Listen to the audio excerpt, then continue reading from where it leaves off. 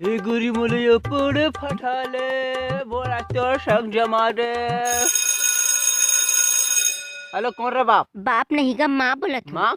कौन माँ? तोर होने वाले लड़के के माँ बोला था मैं। लेकिन अपन को तो किसी को बच्चा से नहीं रहा बाप। हाँ कहता कहीं रहा है मैं तो अच्छा। बड़ माया करता हूँ, बड़ प्यार करता हूँ मैं तुझसे, जीना मरना खाना पीना हरा मिसाले रोका करना चाहता अपन को तेरे साथ मिलना मांगता है तेरी बेड़ू। परवाह कहीं आना रे ते बता जगह में नहीं आ। नहीं रे बाप तू बता अपने को। ऐसे करना तो नावा हाँ। साला रे काली हाँ तो चल वही ठीक में है। भी तू बारी में हाँ। और ना मतलब छत्तीसगढ़ी में प्रपोज करबे लेकिन छत्तीसगढ़ी छत्तीसगढ़ी में अपने को। प्रपोज करना मांगता है। हाँ, ठीक है रे बाप अपन छत्तीसगढ़ी तेरे में। लिए कुछ भी करेगा। अपन आ रही जल्दी आबे आओ।